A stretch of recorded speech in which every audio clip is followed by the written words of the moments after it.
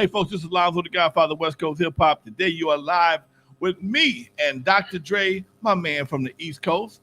What's up with you, Dre? That's right. We're at the Frost Coast now. Legendary Connection in the house, baby. Legendary Connection in the house. Yes, ma'am. Where it used to be warm and we were out of control in January, the temperature has just dropped to Antarctica. Wow. And I got We're in the Arctic. Bring my black ass up there. The next what today is the second. In about 9 days, I'll be posted up in there. I had to buy me some new shoes, man. I had to buy me some thermal drawers, some new shoes.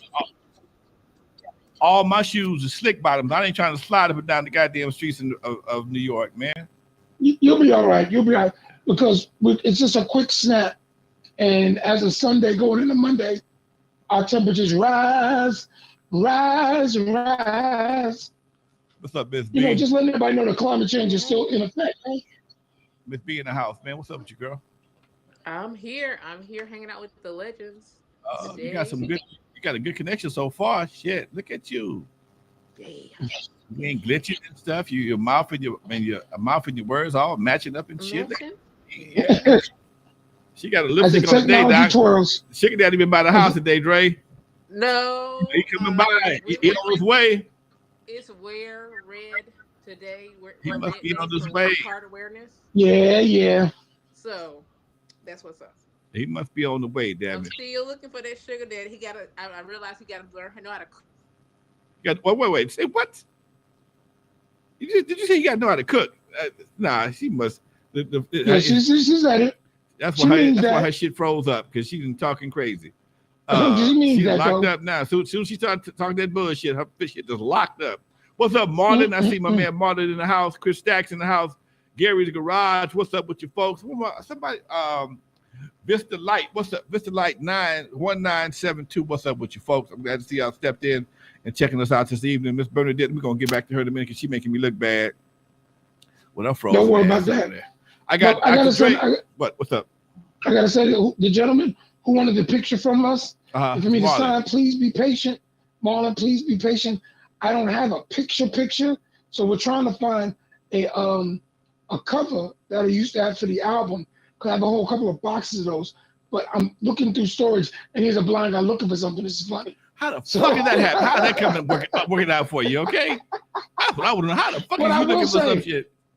Hold on, I will say, if you really want a picture of me, you could go to Newsday. Bernadette can give you the link and see this article that was written on me about the 50 years of hip hop based on what happened on Long Island.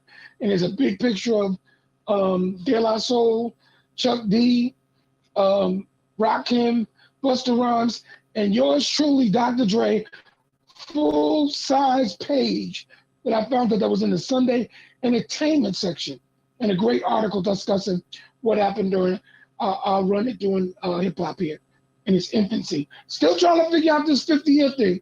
No one can explain it to me. Everybody keeps coming up with fake stories. I saw an article the other day because I had an issue with it myself. I saw an article allegedly August 3rd, 1973. That's when Kool Herc did his first party at the spot. That's the day they giving credit to the birth of hip hop. Now, but that's a lie. I wasn't there. Excuse me. I take that back. Go for it. Not to say that was a lie, but you didn't have a name for it August 3rd, 1973. That's what I was saying. The same thing. Hip-hop? I said the same thing. You call it hip-hop? No. I said the same thing. We agree on that one. It doesn't make sense. If you're saying, oh, well, that's the first time he came out with 2 turntables, well, then my cousin Kevin was a part of the 50th anniversary of hip-hop. He was rocking 12 in his bedroom in 1973. We wasn't calling it hip-hop. We were just saying, yo, he's rocking Marvin Gaye, James Brown. You and your cousin and 12 turntables. That shit. That's something. You don't almost keep rocking that story. I need my bullshit boots on for that one. I got to see that one. No, I'm waiting for us to be able to get a guest on.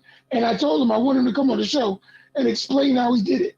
He said, I'll tell him. What did he plug him up to? Dude, okay, let's be honest with you. My uncle was an engineer, construction engineer, and architect. He could wire a house from one plug and have 100 different outlets. That's the way my uncle was. And his son, guess what? He knew how to do it too. Okay, she up here, so, right? She back again. Feels like it was some compliments. Her shit locked up on me. What's up, girl? Mm-hmm. Don't say nothing about the. Let's keep it going. Let's keep going. Anyway, Dre, we tried to figure out how they came up with the 50th year. Because if that's the case, hold on. In 1973, I was 16.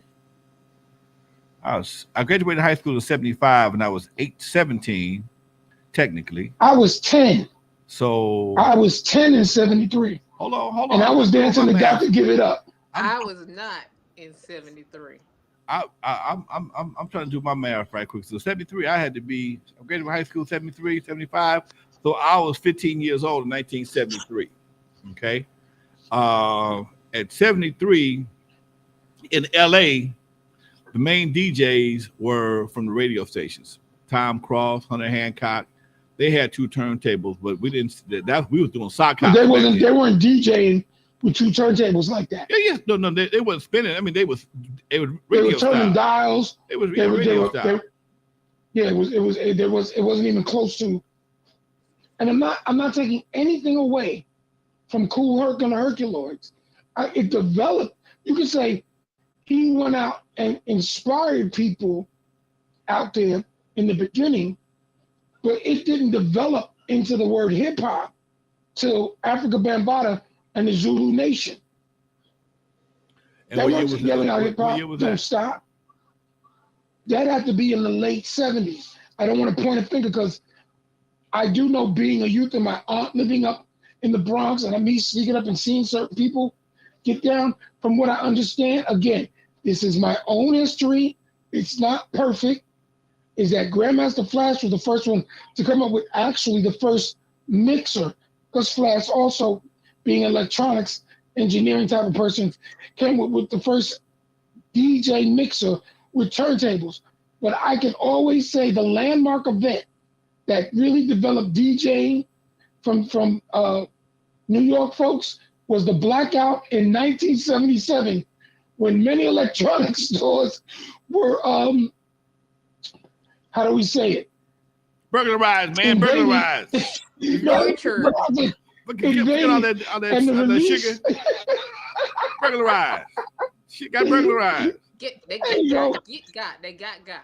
And then with hot shopping. Speakers and amplifiers and you name it were blessed to the neighborhoods. What else? So, ladies and gentlemen, it's Black History. Hold on. Mm-hmm.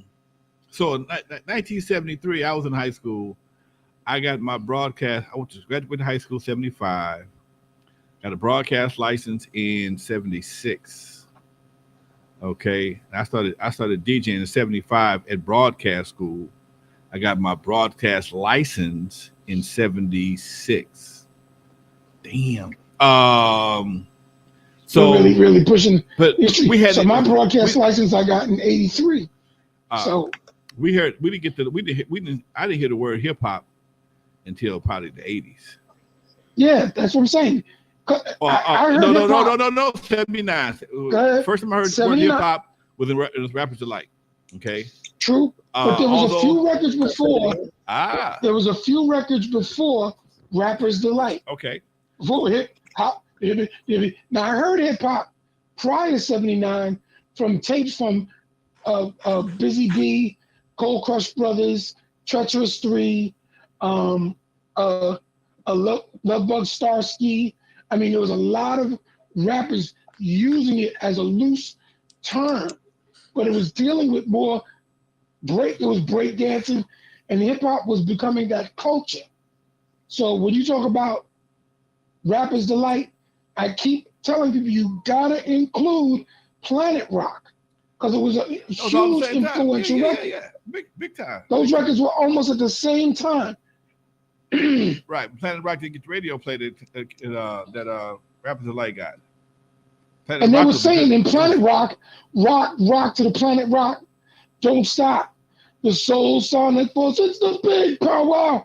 See, it's a lot of language thrown around, but the identifications came along in that late 70s, early evolutionary stages of them calling it hip hop.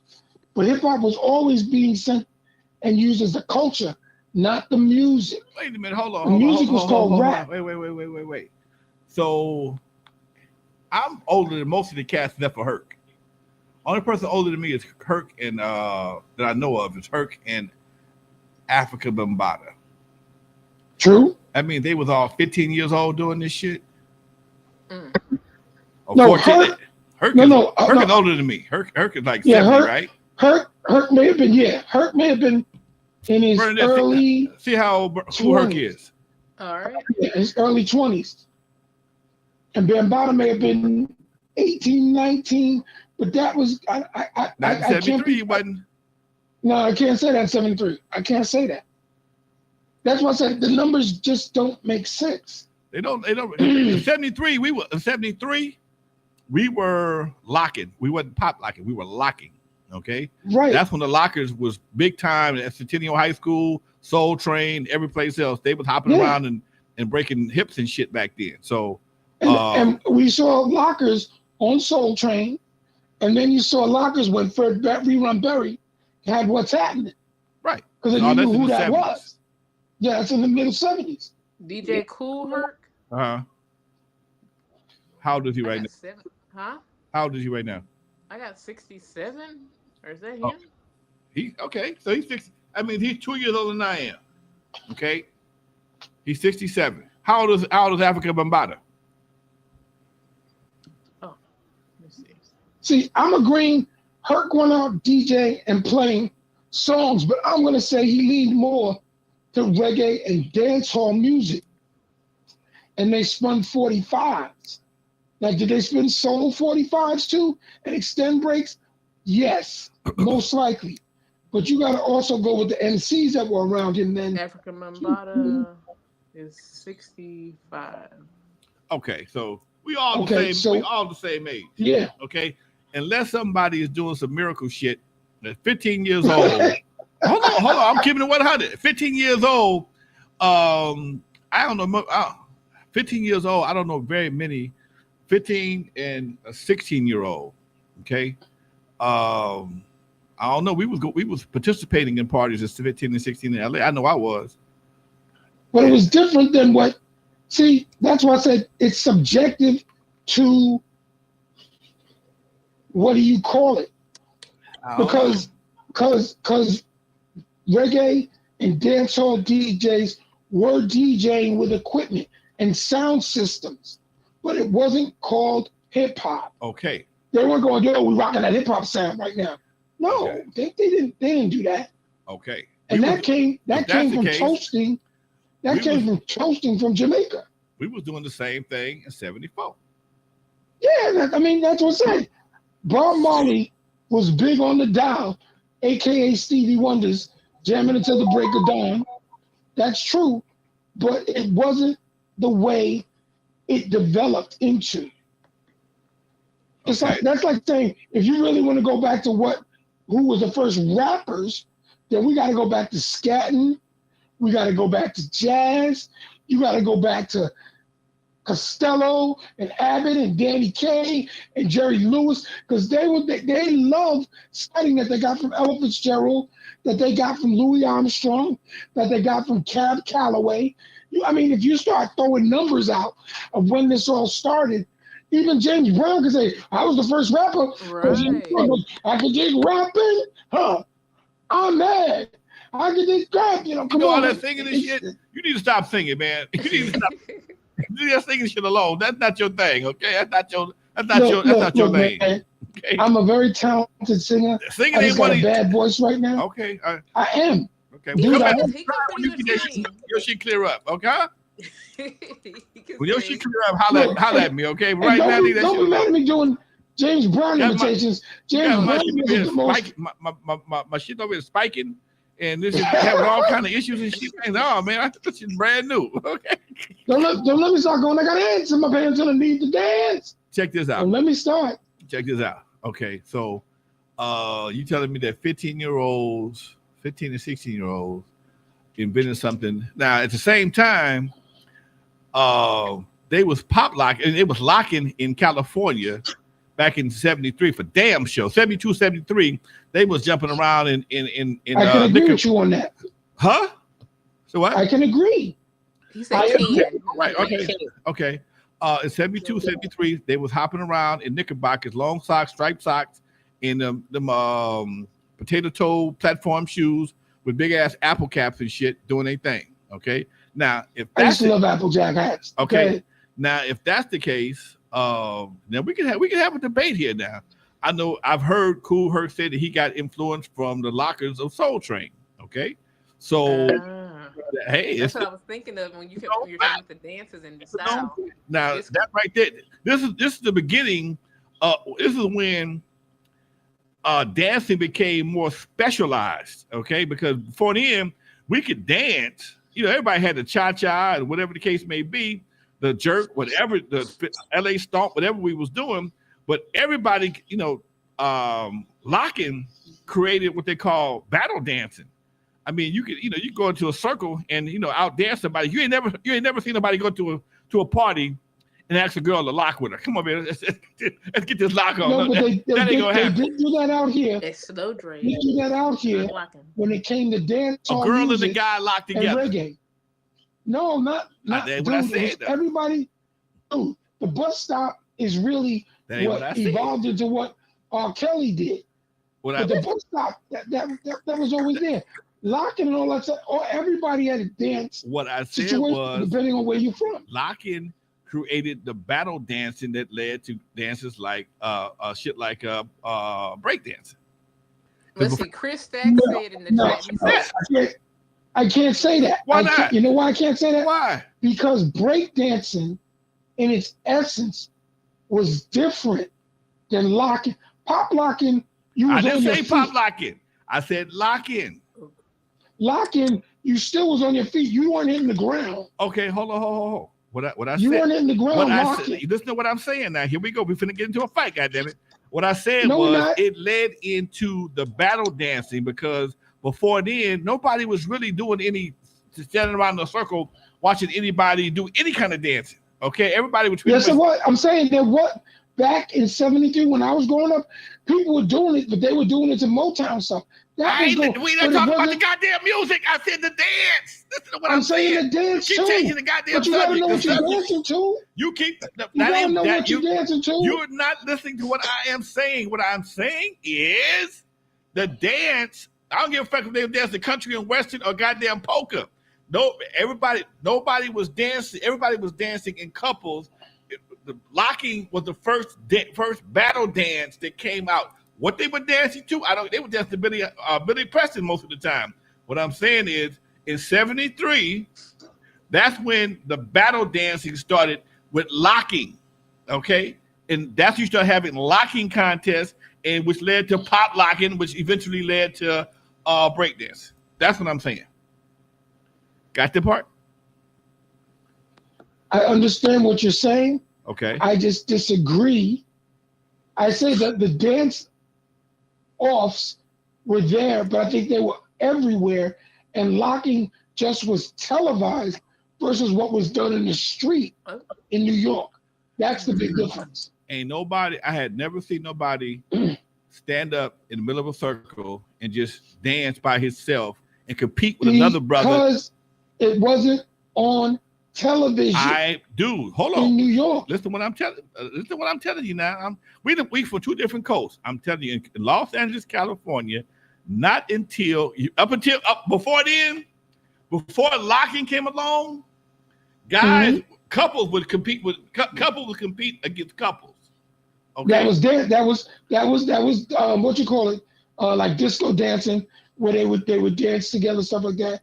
But there were people in those disco circles guys would jump out and dance on their own. Women would go out and dance on their own. But again, locking was televised. But understand it, in the disco circles, disco came after locking. Okay, that's when the shit started. I'm trying to make a point that you're not understanding, my brother. You smart motherfucker, but goddamn it. No, but I can't. You can't compete an argument when locking was the first televised version that we saw. What I'm saying the other dancers existed prior to that. Because even Michael Jackson. I'm not worried about the televised. What I'm saying is when people stopped dancing in couples and became more competitive with their individual dance steps, that's when locking transformed into the shit John Travolta did in Saturday Night Fever, and people became more competitive with their dance skills, not as a couple anymore. It became more one-on-one dance skills as opposed to a couple. Then by the time you got to locking and pop locking, folks started doing it as a group, but there also was individual efforts that made people compete. That's all I'm saying. And I said, I agree with you from the position that locking that you are describing was amplified visually by Soul Train, which came from Chicago, moved to the West Coast, and that was its specific focus. But I'm saying while that was taking place in the streets of New York and Philadelphia, New York. I can't quote Philadelphia in that fashion. This was taking place in the streets and the community. That's why it was always considered a subculture, because it broke the traditions, like you said, of the disco dancing together, and the break dancers did it so that they wouldn't keep fighting. That's even Africa Bambaataa says the reason the Zulu Nation did that because they wanted to end the gang violence that was going on in New York. And this is how they express themselves. So we both are saying the same thing, but I'm agreeing with you that when it comes to a visual television visionary dancing, yes, locking was that because of Soul Train. Because they weren't locking on American Bandstand. They eventually did because they got fired for going on. Yeah, eventually. They wanted to get paid to go on Soul Train, and my boy Dick Clark gave Don him a check. Paying him. Don wasn't paying him. Dick gave him a check. They got mad. Dick gave everybody a check. Yeah. Dick was a smart man. Yep. Do y'all know? I just found out how Don unalived. I did not know he unalived himself. Yeah, he did. What? I did not know. I thought he just got old. No, he had a brain tumor or some kind of brain issue. Right. And it caused him to have lapses of absence with some other things, and he took himself out. I just found out. What? I knew he was sick, but they had a television show for a while about Soul Train that was really dope. It was really, I liked it. I thought they would bring it back, but they didn't. I mean, I think it might be over. They finished the story. Huh? They finished, even on BET, you mean? Yeah. Yeah, I guess they get. Yeah, there was no reason to finish it because he killed himself the last episode. That's pretty much it. Pretty much it. Although Soul Train kept going, he didn't. Huh? Yeah.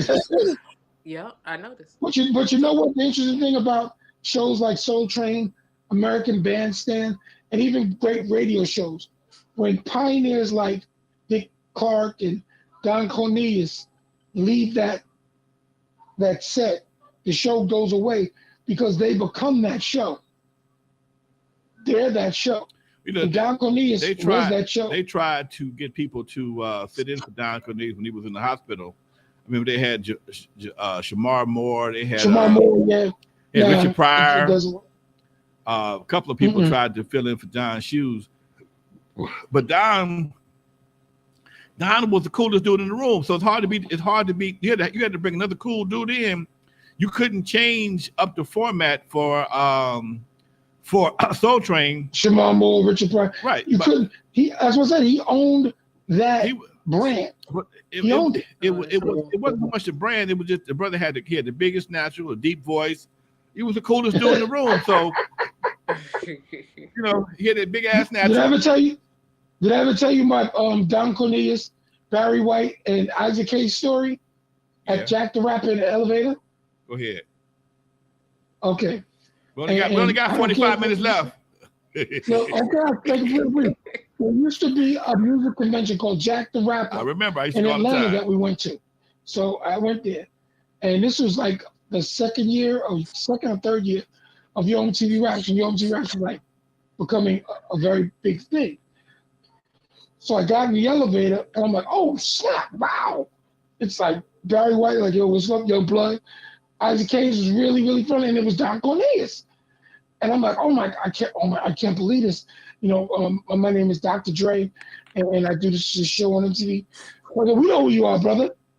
And Don Cornelius looked at me, and then he just frowned hard. And I'm like, I'm so, I'm shaking everybody's hands. He goes, yo, I know what you're trying to do, young blood. Fuck you in that bullshit. And I was like, what? And Barry White and Isaac Hayes jumped around and said, yo, Don, how you jumping on young blood? He's doing what you were doing 20 years ago, and this guy's sitting there giving you credit. No, fuck them. They think that they're gonna take this shit over. They just being pawns to the white man. And then walked off the elevator. But Barry White and Isaac Hayes were like, nah, brother, y'all keep doing what you're doing. I really respect what you're doing. But I was fucked up to shit out. Because you meet someone who's like your hero, someone that you like admire, and you're like, I'm doing this, and I could never be here if it wasn't for you. And they say, no, fuck that, that's bullshit. I was like, wow. You know what, dude? Wow. Okay, let me have it. And I know we were steaming hard on him because Fab was doing Saturdays, and I was doing during the week. You don't do that. I'm done. You know what? You don't do that, man. I can understand how he felt. Because and here's something I was talking to a friend of mine this afternoon, Toddy T, brother out of Compton, and I understand how he felt because when you were a pioneer and you chopped the weeds down and paved the way and took a dirt road, put stripes, put some asphalt on it and dirt and shit. All of a sudden, somebody come on the street with a goddamn Ferrari and run up your ass. You still got a wagon, motherfucker. You still pushing the wagon. They come up your ass with a Ferrari. It's kind of disheartening, and it makes you. Then all of a sudden, the person in the Ferrari get credit for everything the fuck you do. Okay. And it's no, but hold on. I ain't through yet. God damn it. Go ahead. Oh, you let me stop cutting me off. I ain't through yet. I didn't cut you off. All I said is go ahead. All I'm saying is when you build something like that, and then the people in front of you pass you up or get ahead of you, it can make you feel some kind of way, dude. Because a lot of people, especially youngsters, don't give the proper respect to the people that paved the way, and they think because they hot right now, they're gonna be hot forever. Nigga, we all was hot once upon a time, hot as fish grease, okay? But now that you that your turn come around, will you do the same thing for others that we did for you? And most of them ain't gonna do it. Okay, man. I'm sorry. I appreciate what you said. I'm gonna say that. I appreciate what you said. When it's sad, when brothers do they shit, man, and motherfuckers don't give credit. Let's be sad for a minute. I was gonna say that because they got a little shine that it's all about them. Bullshit. Wasn't for you, wasn't for me, and other brothers like me, wouldn't be no you. That's all I got to say right now. Please give to the old hip hop home at 1-800-OLD-HIP-HOP. Thank you very much. Are you finished with that? I'm done now, damn it.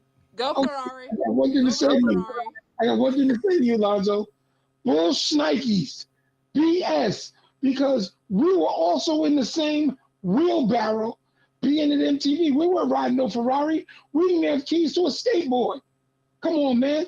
I'm sitting there saying and praising you and saying thank you. And if it wasn't for you and for and we weren't even using the term OG at the time. If it wasn't for legends like you, I would never be doing what I'm doing. And I mean, I just want to let you know, thank you. And I mean, do you have any advice? What can I do? How can we work together? All that. And you slap me down. Hey, dude, man, wait. Understand this. You keep missing a very vital. No, I don't. Let me finish now. Let me. No, I was talking. No, you threw for a minute. I'm gonna cut your ass off, goddammit. I got the button, goddammit. Okay. I got the goddamn button with the button before. Now we're getting somewhere. What I was saying is that the way he saw it, the way he looked at it through his eyes, is that because of the assistance you got from MTV. It wasn't on MTV when he started doing this shit. He started in Chicago with chicken joints being his goddamn sponsor. He worked his way up. You can't blame me for that. Hold on. You can't blame me. Wait, man. Hold on, Doc.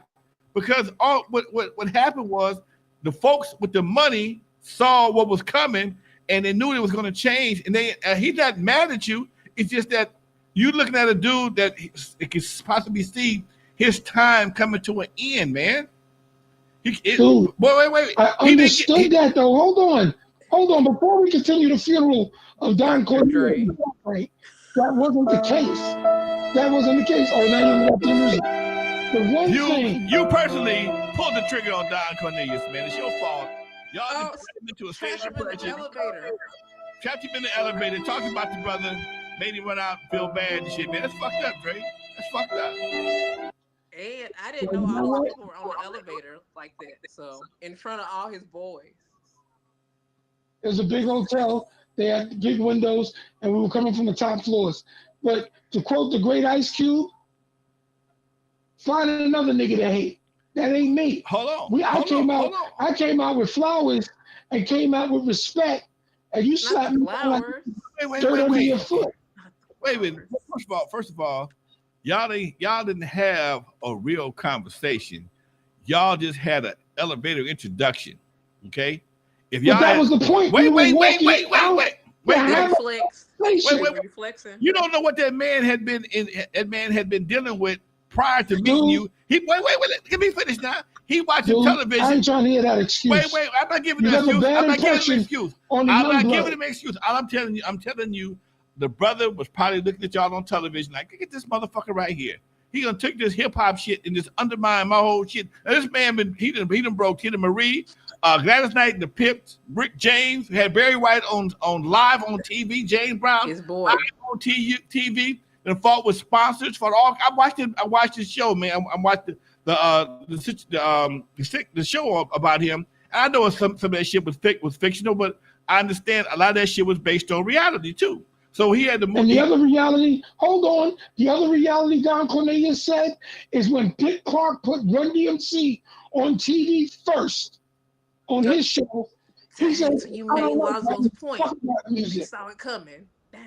What? Yeah, that was his. So wait. You pay for your lack of vision. Wait. Not mine. Okay, that right there, I ain't mad at you. Okay, now Don Cornelius. That's a fact. He did not care for hip hop. Okay, but again, he did not like it. Don't spit at somebody. Again, you got another generation. Wait a minute, man. This dude did a show every fucking week in a suit and tie with a perfectly manicured jerry curl in the 70s when blackness was at its height. Remember that old ass Frederick Douglass nappy head commercial homeboy had on there? I mean, dude.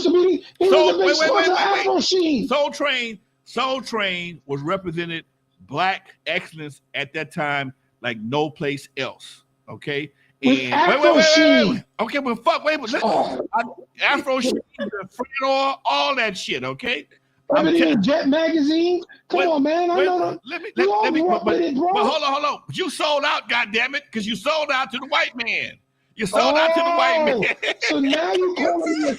You sold out to the white man. You undermine the brother. You undermine the brother. My brother. You undermine the brother for the white man on fucking MTV. They wouldn't play Michael Jackson.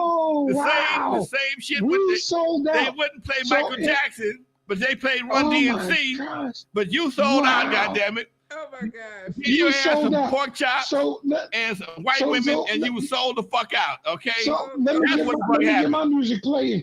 So if it wasn't for we sellouts, there would have been no NWA fanfare. There would have been no Ice Cube Superior. There would have been no Snoop Dogg. There would have been no Dr. Dre. There would have been no Too Short. There would have been no E4. Do I need to continue down the list? Cypress Hill. Come on, man.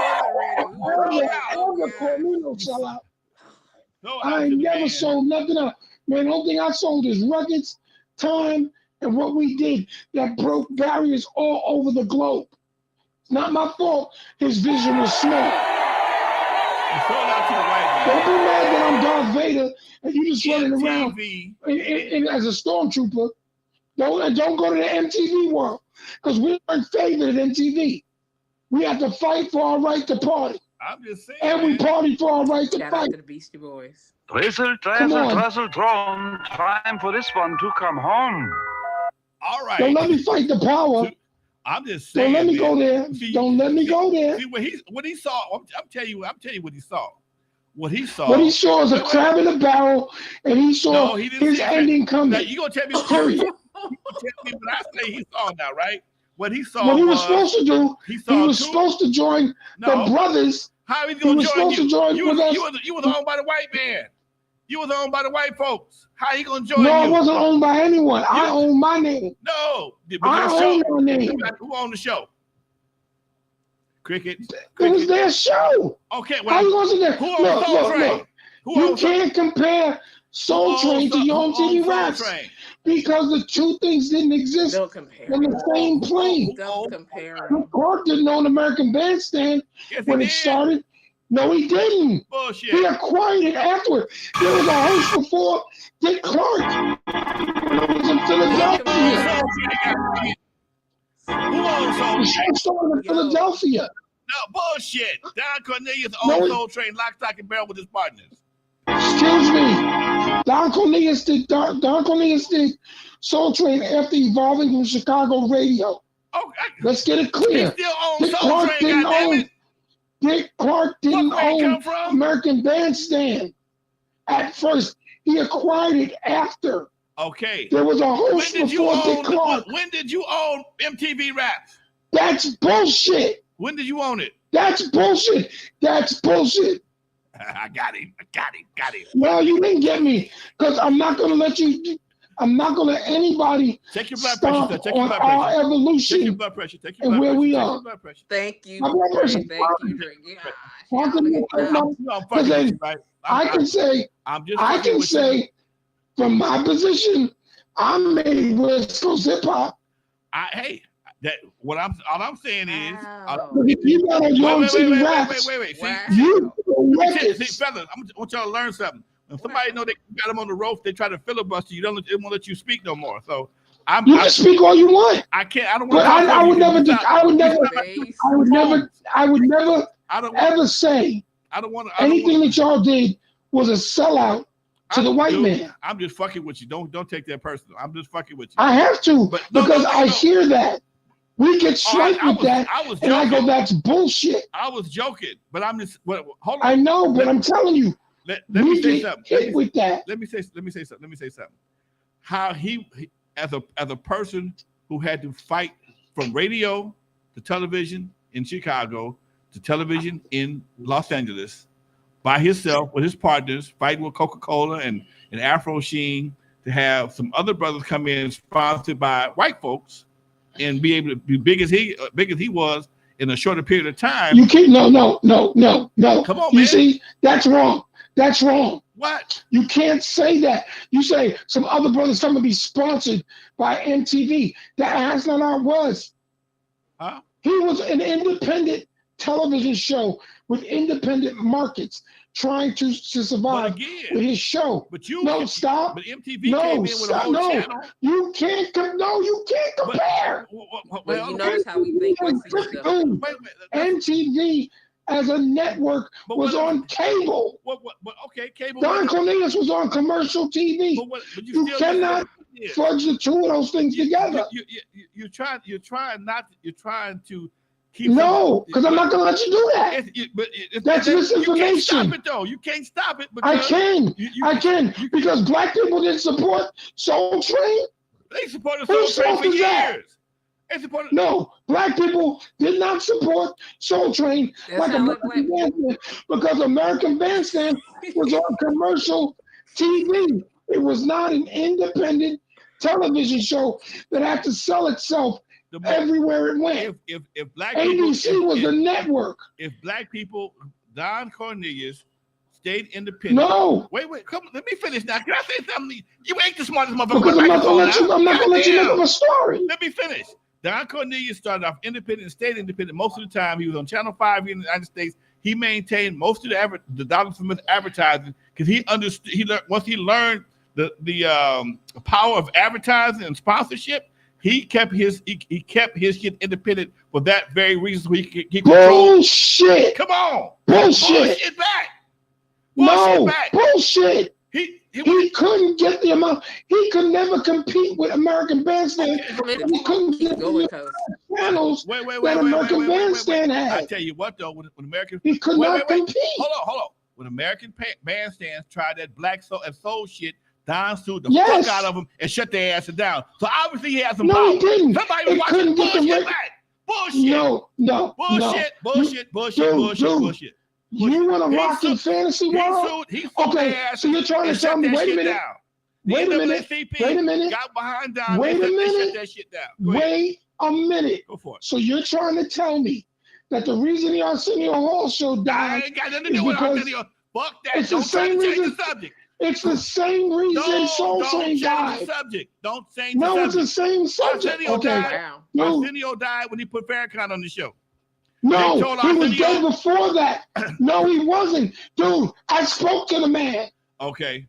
I was in the same hall with him watching Prince perform at the Video Music Awards, speaking with him, and he was crying to Ed and I, what can I do? If Letterman leaves NBC, I'm going to get wiped, because I was on all those other channels, because Arsenio was on CBS as an independent show. He started off on Channel 11, wasn't he? No, he was on a different affiliate markets, bro. In different markets, he was on different channels. Okay. It wasn't a network. He was a show sold by itself. That's why he made so much money.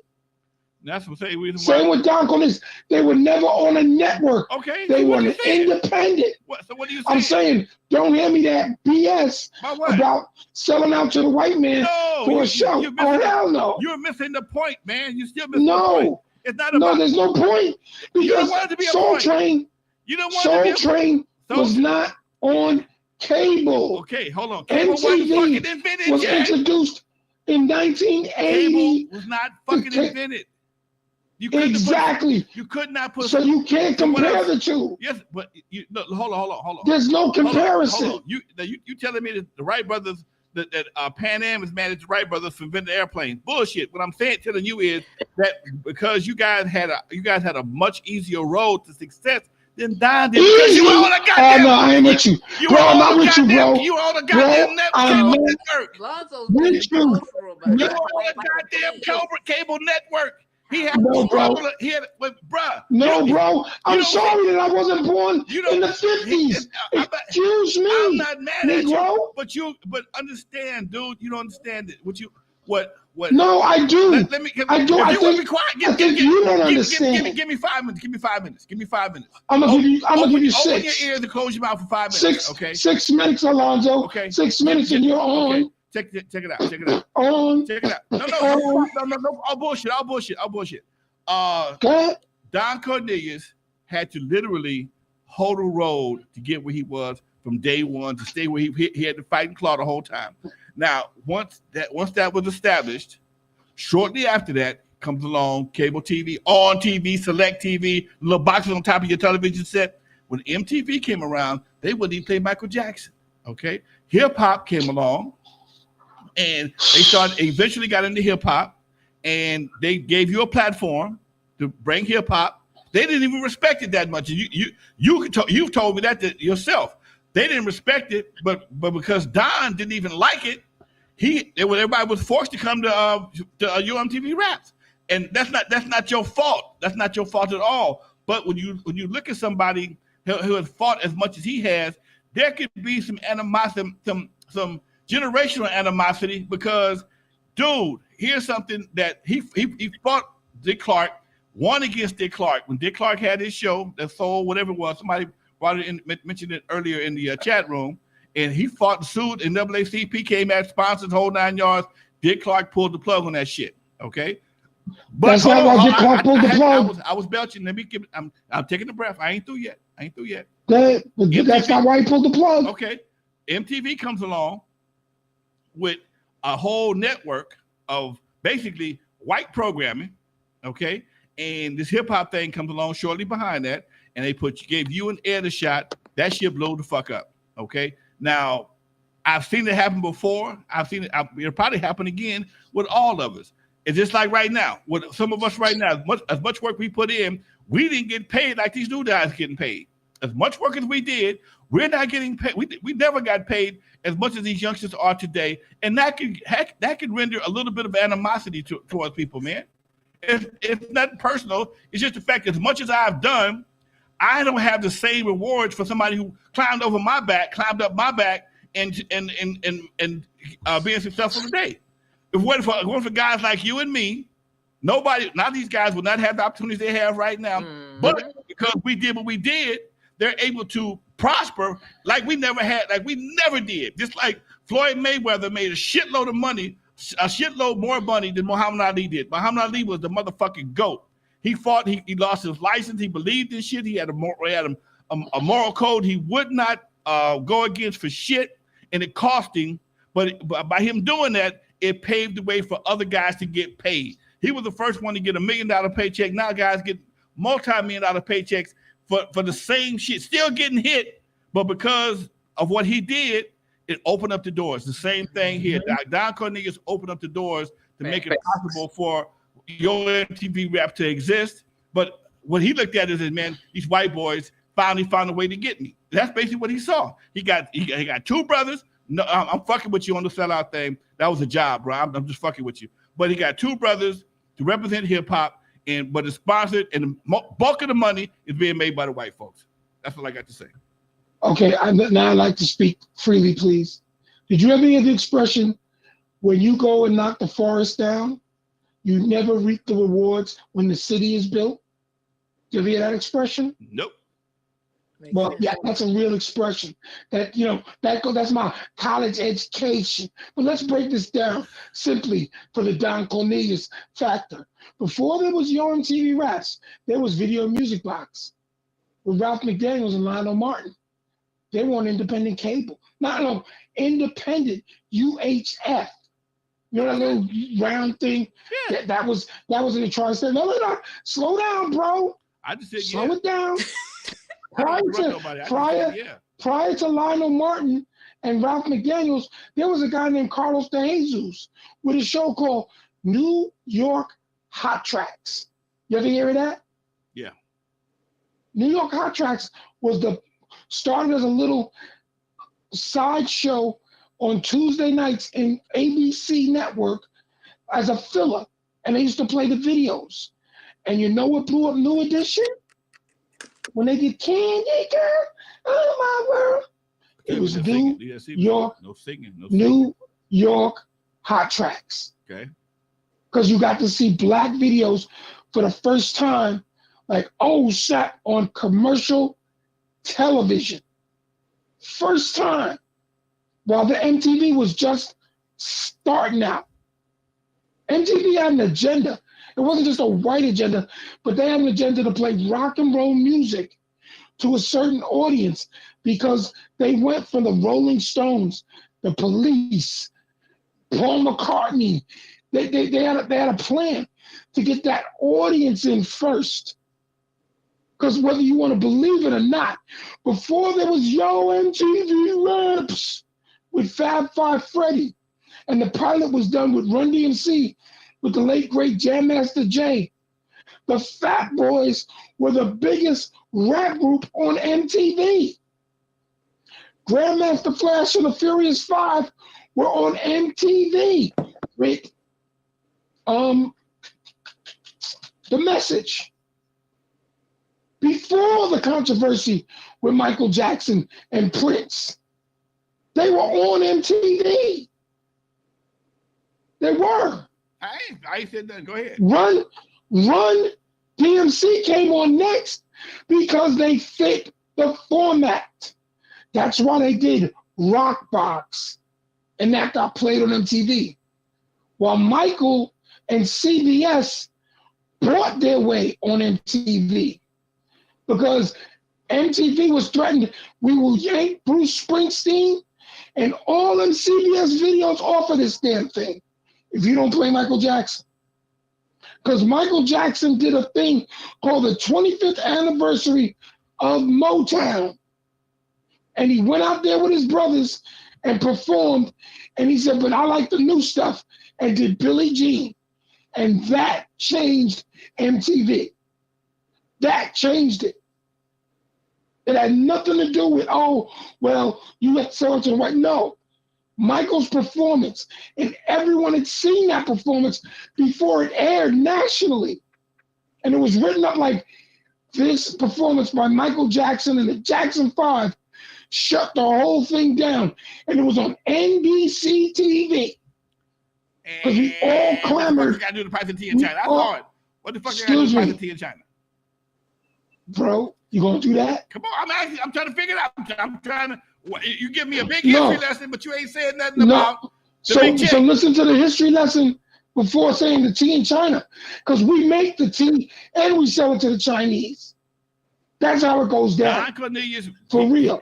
Don Cornelius. Hold on, I'm going to Don Cornelius. Come on, man, because you taking. We only got 10 minutes left. God damn it, dude. I'm gonna wrap it up in 2. Okay. Soul Train was not on commercial TV.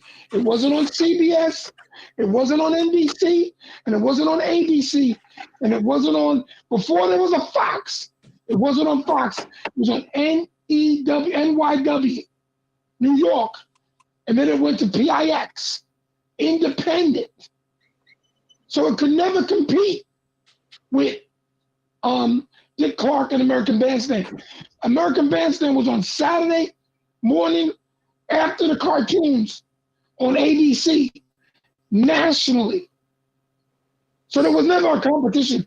They never stopped because Don Cornelius sued him. Don Cornelius, they were like, are you kidding? You missing some facts, bro. You missing some facts. What's the facts? That Don Cornelius was on commercial television? Take a break. Take a break. What I said was I didn't say American Bandstand. I said he tried Dick Clark tried a black show called Soul something to compete. Soul One. He tried his best to do it. After, and that's the one he got sued. After American Bandstand. It was after American Bandstand. And they, no. It was the same time. No. It was the same time. It was after American Bandstand was on the fucking air. He tried to steal. I know what, dude. I know what I'm saying. He tried to steal Don Cornelius' crowd with the black, because he was a national show, and the NAACP and everybody else jumped on his ass. He backed him off that shit. Come on, man. No, he didn't, bro. Dick Clark was playing more black music than Don Cornelius. You want to sell records and break? You keep changing the subject. What I said was on the black show, not the fucking the white show. I said the black show. Dude, the black show came on after. It came on after American Bandstand. And they killed it. And they killed it. And they killed it. Because the NAACP and everybody else got pissed at Dick Clark. Because he already had a big show. He already had American Bandstand. Why you got to fuck with Don Cornelius? You wasn't even thinking about no black folks. It's business. But I tell you what. At that time, black folks had a lot more power, and they shut that black show down. He kept American Bandstand. He kept bringing in acts. He kept bringing in Prince. He kept bringing in Rick James. But he shut that black show down, all the black dancers. Because Don Cornelius got pissed because the Lockers went over to Soul Train. Went over to the black show. When he started his black show, he brought the Lockers over there with him. This I know because I talked to the Lockers. Okay? Yes, because Dick Clark would pay them, where Don Cornelius wouldn't. Here's the problem. Okay, Don, you're making money. Why wouldn't you pay the people that help you make that money? Now, wait. Maybe you can expand. We're not changing the subject. What I'm saying is, we all know that Don paid everybody in chicken. You got a 2-piece and a biscuit for dancing 2 days a week. That was a pay for Soul Train. Dick Clark was paying you with a check. Okay, but you could actually go out, get burgers, fries, and chicken. When he got through, when he was the shit, everybody was happy to have their 2-piece of the chicken. Okay, and so they needed to get that 2-piece of the chicken, and then all of a sudden they wanted some money, and Don was so used to paying people that in the beginning he couldn't even get live acts in the beginning. he had to bring people doing lip syncing. James Brown and Barry White both said, "No, I don't do no lip syncing, bro. I got to have my shit up here." And that's the kind of shit Don Cornelius had to deal with because he was a pioneer. And like I said before, it's no disrespect to nobody, man. What he saw was his eyes was the black soul train, the black train, whatever it was, Soul One, whatever it was. Dick Clark tried to do coming from MTV, a company that didn't exist when he first started his business and when he first started his journey. There was no MTV, okay? And now they when Dick Clark did that, there was no MTV. Come on. When Dick Clark did that, there was no MTV. Wait, Brett. Come on, bro. He, again, like you said before, Don Cornelius was a black man. They started on independent channels. He had to syndicate his show to make his goddamn money. Bottom line. Yeah, he did a syndicated show. Dick Clark had fucking Channel 7. But you're gonna criticize. I'm not criticizing. Because Don Cornelius had a lack of vision. It's not a criticism. If Don Cornelius had embraced rap music, if he had embraced the LA Dream Team, if he'd embraced the world-class wrecking crew, if he would have freaking outdid MTV before MTV said, you know what, this rap thing is pretty smart. Hold on. Now also, by that time, Don was getting sick, bro. Oh, here we go. I'm telling you the truth, Doc. You talking about the attitude? No, he was getting sick. Doc was getting sick in the 80s. By the time Don didn't die until the what, 2000s? He blew his head off until 2000. Nigga took a while for him to die, bro. Come on, man. He knew he was sick. Yeah, but I'm not no dude. That's why he started having make decisions. He started let me finish. He started having replacements come in the show, like we talked about earlier. Shamar Moore, Richard Pryor, my boy Lonzo, whatever his name was from KACE. He had a lot of people coming in because he was getting sick. He didn't want to change his. But that was in the late 90s. But what I'm saying, then he switched them out. I know. He had, I think a couple of rappers, but I know Grandmaster Flash went on the show. I think Houdini was on the show. And I got the videos. What I'm saying is, yeah, I understand that, but he was very resistant to rap music in its early stages. He didn't put Africa Bambaataa and the Soul Sonic Force on. He didn't put Bill Gang on Soul Train. How don't you do that? Those albums records are selling 10 million copies. Wow. Okay. How are you that arrogant? Hey, man. Wait. That was arrogance. All I'm saying is, again, the superhighway changed everything. When a motherfucker had been raised on a dirt road all his life, all of a sudden, here come little whippersnappers and some goddamn Ferrari on the goddamn. Well, I will quote Darth Vader. I will quote Darth Vader from Star Wars. You will pay for your lack of vision. Period. Wait. You still fighting with little fighters, and I'm coming around with the Death Star, and you trying to figure out what's going wrong. Come on, man. All I'm saying is you stupid then. You played stupid. I understand it. I understand. Soul Train. What he should have done when he saw me on the elevator, yo, young blood, how about let's get a meeting together and you come and advise me and tell me what I can do to boost up what Soul Train's doing to work with you. And I'll throw you some buckets, because that's what the white man does. The white man doesn't go, oh, I'm going to outdo you, I'm going to outlock you, I'm going to outbreakdance you. Yo, come on over here and let me give you some money. And let me help you make this work. Now, come on, NWA wasn't big. NWA wasn't big because they were with World Class Record Crew. They got big because they got with Jerry Heller and Young Ruthless Records, which then got distributed by who? Priority. Thank you. And who owned Priority? Brian Turner. Case closed. What are you saying? What the fuck the point? Case closed. What was the fucking point? Even Dre right now with Beats, headphones and all that shit. Who's he down with? Jimmy Iovine. There you go. Case closed. Case closed. So what I know we had a case. No, what I'm saying is that Don Cornelius paid for his lack of vision. Rather than being an entrepreneur and a businessman, he decided to keep Afro scene in business. Hold on. Come on, man. He had a vision to do it in the first goddamn place. But you gotta grow your vision. Dick Clark grew the vision. He was said, really knocking down. Run DMC, Grandmaster Flash, wait. American Bandstand. No. The man was knocking down fucking trees How the fuck you have a vision? Nah, when you got limbs up your ass. Dude, we gotta go. Dude. Show gotta go. We gotta go. We gotta go. All right, y'all. God damn it. Happy Black History Month. That's all. Check your soul, boy. But the conversation will move forward. The devil got a check for your ass. Anyway, he's live with the devil. Oh my.